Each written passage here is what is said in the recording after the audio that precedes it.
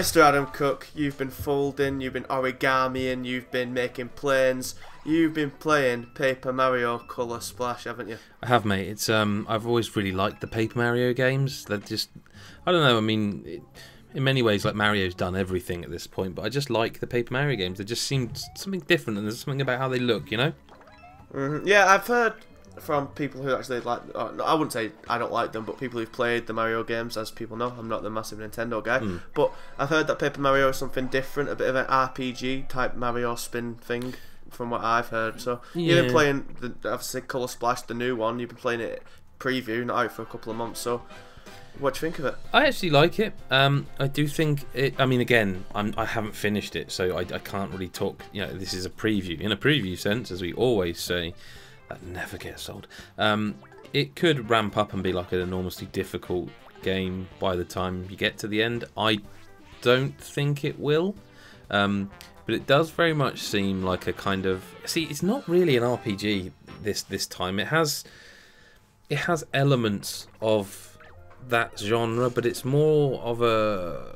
I mean, it's a weird game. Like it's very pretty to look at. People are seeing how nice it looks. What it does have, actually, I should mention, is quite a good sense of humour, and not in the way you think. Like, it has some jokes in there that make you sort of go, really?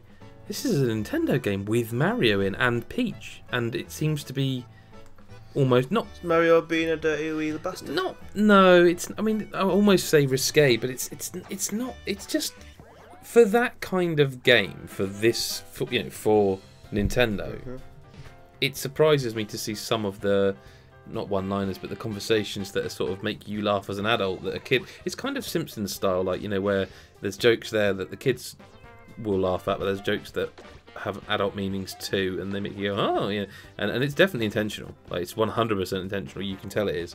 It looks gorgeous, because basically any first-party Nintendo game looks gorgeous, and I wonder if Splatoon's influenced them at all, because it's kind of, that's what it made me think of, because, you know, there's lots of paint being splashed around and stuff, and like, the parts of the world have to be painted to bring them back to life, and you're rubbed out, or you haven't been. Sounds like the Blob.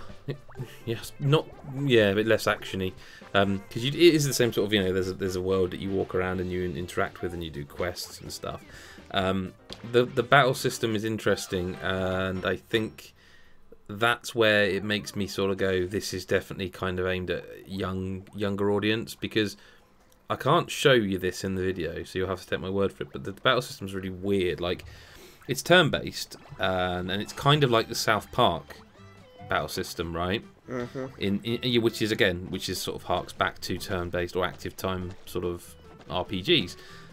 But this uses a card system, yeah, and like by painting the environment, by hitting things with a hammer, by killing or knocking out, I guess, enemies, you get cards from everywhere, really. And these cards are the attacks. So one will have like a boot on it, and that's a jump attack.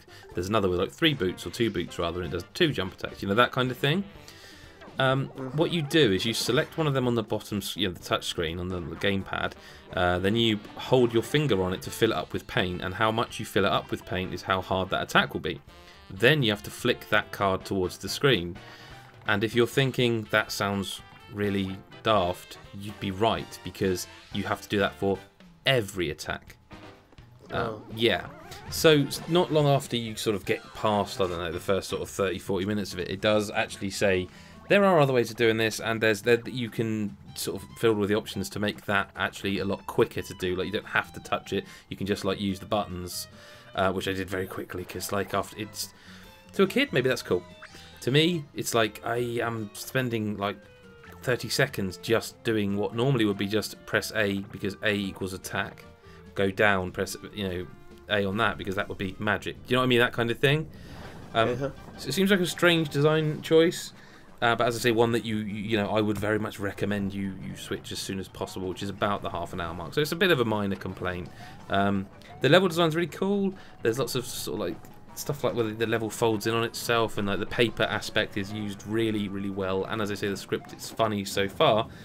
It's just, again, in a preview sense, it's very, very easy. And I don't know if it's going to. I mean, I imagine games generally have an arc from A to B, and B is the final boss or whatever, and that I imagine it will. I don't know. It's hard to tell. I like it so far. I don't think it sets the world on fire so far. I think the script is the surprising element. Like it's very surprising. It looks gorgeous. Kind of a typical Paper Mario game so far in a preview sense, Dan. Want to keep an eye on them? I'm going to play more of it, and Nick is reviewing it, and he will probably have played more of it even by the time we record this. I'm interested to see what he thinks. I'm interested to see what other people think.